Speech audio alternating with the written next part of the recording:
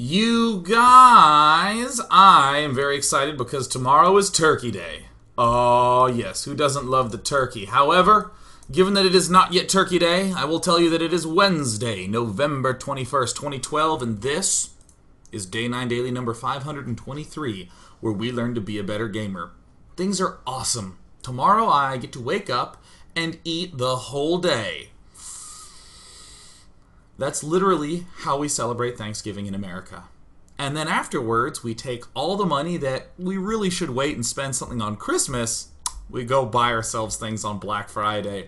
Steam sale! Oh my god, I will empty my wallet. $160 game? No, it should be a little conservative. I'll spend like $300 on deals and be like, look at all the value I received. That's how we do it. Yes. Now that I've consumed a good amount of water, let's talk about the daily at hand. A brief intro. In today's daily, we're going to see somewhat of an advanced technical play from a gentleman by the name of TitaN. It's going to be fairly low econ, it's going to be hyper-aggressive, and it's going to be unlike anything you've ever seen. So often in ZerG vs. Protoss, it's about the big push attack timings. This is about tactics and getting ZerG in the wrong spot. It's also super aggressive. Yay! So it's everything wonderful. A little bit more about the game in a moment. I just wanted to, of course, once again note that if you go to day9.tv, there's all sorts of new jank in the store.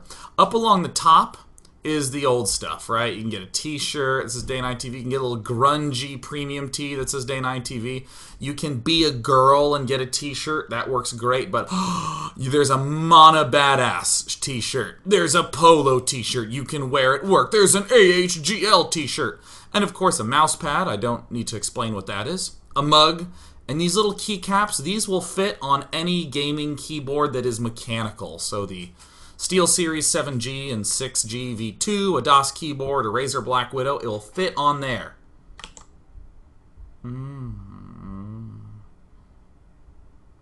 That's it. This game that we're going to take a look at, between Curious and TitaN. This was in Group F of the Battle.net World Championship, and the way each group worked was there's 2 games that are played in the first round, and then the winners play, and whoever wins there advances. And then the losers play, and whoever wins that faces the loser from the winners, and then the winner of that moves on. So it's kind of like a miniature double elimination bracket. Once 2 people are eliminated, we know who the other 2 people who qualified were. This was the first best of 3 that was going on between Curious and TitaN. And I even remember, I just got done casting another series, and I walked over to see Curious with a huge, gigantic death army of Infestor Broodlord waltzing up, and I asked, what's the score here? And Curious is down 0-1. And I was like, oh! And I got all wiggly, I got excited. And then Game 3 began, and I sat behind TitaN and watched this game from start to finish. And then after it was done, I instantly sat at his computer and rewatched it. And then I got people and rewatched it, and I've rewatched it twice today. And I even showed more people the game on Sunday. This game kicked ass. Yeah. So we're going to hop into the game, and we're going to be doing a pretty standard, typical-looking analysis of Protoss vs. ZerG from both players' point of view and that sort of thing. But when we hit the mid-game, it's going to be quite an advanced technical little bit on how to exploit a player's positional play and some really weird, awkward-looking transitions that come about because we're playing low econ.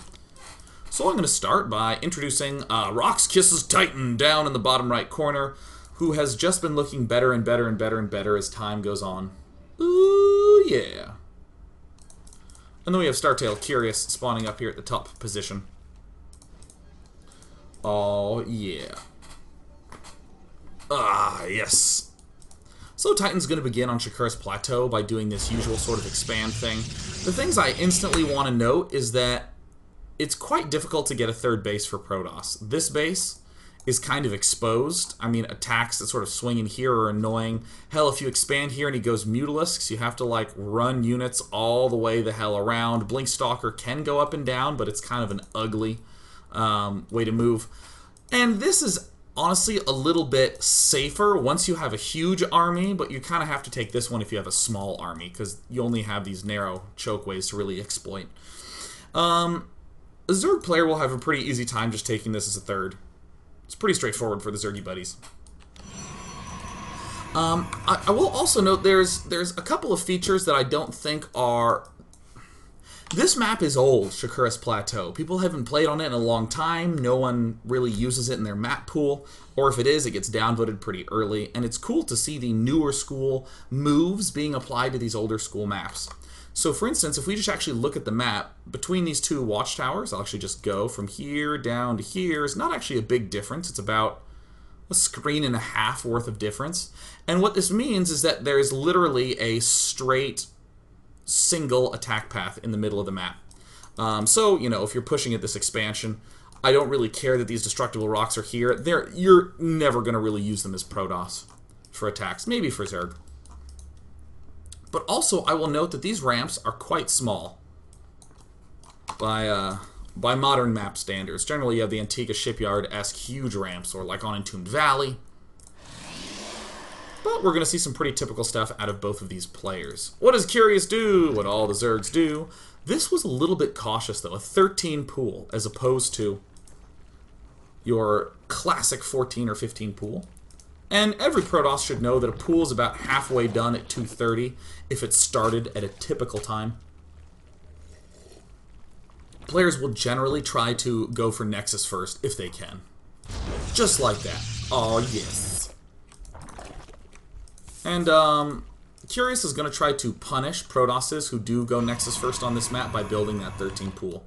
I actually genuinely think that you can fit Lings right in there. I'm not 100% certain, but either way, we're going to see one of the ugliest wall-offs known to man. Here's a hole, here's a hole, here's a hole. There, kind of plugging that one up. We're going to throw it down here and hope that that blocks it. And there he... Oh, I guess that actually is not an entrance. Oh, nice. We can see kind of clearly why this 13 pool is somewhat of a favorite of many ZerG buddies. Other than this, I mean, it's just freaking normal, man. TitaN putting dudes in the gas, as one would expect. The early expand from Curious, as one would expect. Blah, blah, blah. This is... Whew, this is what makes it hard to cast PvZ. Or at least it did a few months ago. Now, fortunately, things have kind of opened up. But this matchup was brutal to cast, man. Brutal. Absolutely terrible to cast. Sentry Immortal. He's expanding. Soon enough, he goes Blinking +2. What's ZerG doing? Ling Roach, no, he's faking. He's going into Infestors. Could cast it blindfolded, man.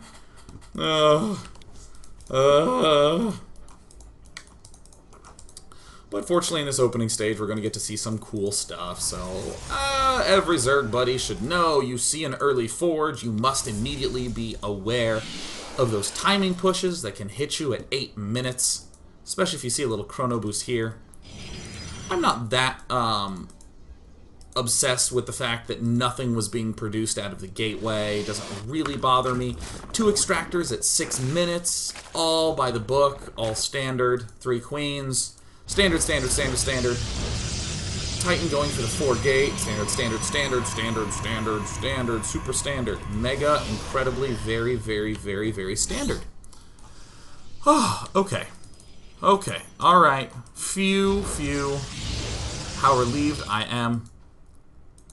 I am so thankful that TitaN is doing something that we don't normally see. Oh, my whole body. I feel the muscles uncontracting. My distaste for the matchup is suddenly turned into a salivating tongue. Ooh, a 4-gate aggressive opening.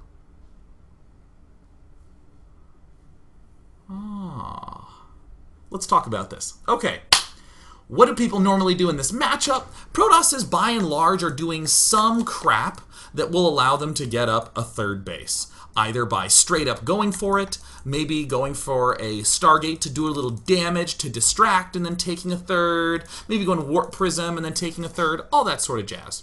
This is a relic of the past. spending 5 chrono boosts on the warp gate research, trying to start the cybernetics core at 4:30 or earlier, and going for 4 gate pressure with a +1 attack. What position does this put a ZerG player into? Well, most notably, Curious is a very good player. Okay, look, Curious is good. Curious is good. But you know what's a great way to replace goodness? Have a freaking Overlord see 100% of his buildings. Alright, Curious, a Code S ZerG freaking sees what's there and uses intuition. Okay, yeah. He sees this 4-gate play. Oftentimes, ZerGs will just see the front, but if you see a super early forge and you see chronos on the cybernetics core, ZerGs will not go for the layer at 7 minutes. They'll generally go for the Roach Warren and Evo Chamber at that point in time. So that way they can start getting roaches out at 8. So we see TitaN builds himself up a nice little force. Oh, our gases don't actually end up being too late either. This is a way for us to apply a good bit of pressure, and we get our warp in right away at a very early time. Now, already this is totally freaking sweet, and already I'm running dangerously low on water. I'm so thirsty. So normally what you say is, okay, well, I'm going to be up against, as I adjust this, I'm going to be up against a player who is not yet quite on roaches. And if he is starting to make roaches, then I'm going to delay his layer considerably. That's the real goal of this play, is a layer delayment. And occasionally you kill off a third base. Zealots with +1 particularly good against Zerglings and drones. That's the whole shebang. However, TitaN does a really slick maneuver. He warps in Stalkers. Why is that? Because he's only going to be up against slowlings, and these are much, much easier to retreat. So TitaN, I think, kind of does himself a little bit of a botched micro maneuver in this circumstance. But that's fine. He can just run home, and he has still gotten himself a pretty solid layer delay. Alright. Now you're going to hear me say the word delay a lot. Delay, delay, delay. There, I unpaused just to give you the satisfaction. A lot of delays are happening, and TitaN does a really smart thing. With all the delays that both players are experiencing, he is building +1 ground armor. And we have ourselves an Immortal doing the warp inning. But +1 armor in the midst of the delay. Now look what's happening back at home. Curious is with a late layer. It's starting about 2 full minutes late. And I actually want to come back to this 6-minute mark and just look at things from Curious's point of view, because I think that highlights the strength of this build a lot more. And I will be speeding it up, and it should have a little bit of lag, and that's okay. Everyone needs to chill. So here at this point, we're just starting to make ourselves our Zerglings. We are having hints that he is going for early gateway pressure. We have hints such as direct vision of it. So we start producing some lings, and then with our first 100 gas, well, if he's putting on pressure, we may as well make these lings. I'm worried about dying. I'm going to make a spine crawler. I got to make sure I can build enough to deal with zealots if they start coming in large numbers. I'm going to go back to drone production pretty quickly here. And when these stalkers make their little appearance, instantly we see a big flood of a lot of Zerglings and a lot of roaches. This is not going to be as easy as having a simple spine crawler. Zealots would be able to micro around this. And in fact, I think that these stalkers force much more units than building the Zealots would. Sure, we end up losing a stalker, but we end up killing off a good bit.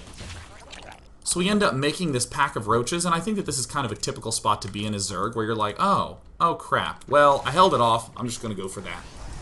So already we're starting to see the influence of TitaN doing these sorts of cutesy little plays. And of course, building sentries, because do I really need anything more than that? It's like bacon. Someone says, why did you get bacon? The answer is because bacon. And they should go, should have thought of that. Sentries, because sentries, okay? Do you understand? Sometimes you don't because sentries, because you need gas for +2, but most of the time because sentries. Good enough. A solid enough argument. By Star Tail Parting. Oh! Take that, winner of the World Championship. Good. And by the way, if you want the Immortal Sentry all-in that he popularized, go check out yesterday's daily. Now here's where I kind of did the head tilt.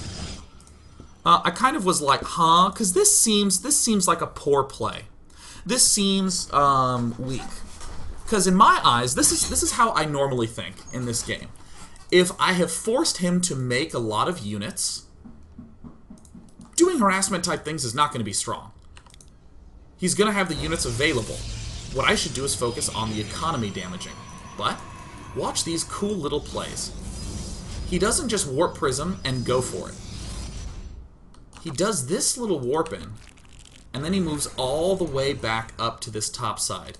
Meanwhile, back home, he's building up Immortals, he's chrono boosting, he has his +2 armor nearing completion, he has his Twilight Council coming out as well, for the +2 and for the blink.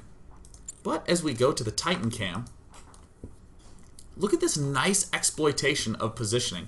He's going to pop up here clearly within vision range, and he gets to make a play down here, and he gets to step out into the center over here. This didn't do damage, but the fact that we were in multiple different positions at once helped tons. And now Titan's starting to open himself up some attack paths. Now, in general, this is not really doing that much. I mean, we've killed off 2 workers, we've lost some zealots up here. And of course, when we see the units down here, see all these things, Titan does a nice little warp in up here. Generally of zealots, keeping his gas up so we can get sentries and other things. Some nice little micro plays. And if things get too hairy, he can easily just lift up and run away. It's both aggressive and conservative. He's not dropping to try to kill things off, like suiciding, warping in from 6 warp gates, like we see here. But he is doing considerable damage to ZerG. And one thing that I just want to drop into your brain while all this time is being bought, if you look at the ZerG player, and actually this is a fun little exercise. Let me do gameplay. I have removed the game timer, so you can't see it. Ha! You see that? Oh! Aren't you upset? Okay, so looking around, if we look at ZerG, we see he has 62 drones. He has a macro hatch up. He's not even really mining from here. He doesn't even have an evolution chamber. He has no spire. He has no late layer tech, as I'd call it. No spire, no infestation pit. He's going for early layer tech, which would be like this speed for roaches, like this burrow upgrade. Curious looks like he's in the Stone Age. He looks like he's actually at around the 9-minute mark. But of course, given the fact that we can actually look, oh, he's at 11:36. This is what I just find very cool about Titan's play. And we're going to see this quite generally. Right now we've seen the sort of simplicity of it, doing some varied timing attacks, but when we come back, we're going to take a look at the map, we're going to think about what sorts of positions we can put ourselves in, where vulnerable locations are for ZerG, where vulnerable locations are for us, if we're going to be really aggressive and really dynamic with our play. Everything up to right now has been pretty straightforward. We've seen straightforward delays, like I build units, so you build units, so you can't build a layer. That's pretty simple. But now we're going to finally get into some really sweet, high-level advanced tactical PvZ and awesomeness. I don't know how else to put it. It makes you want to get on the ladder. That's what it does.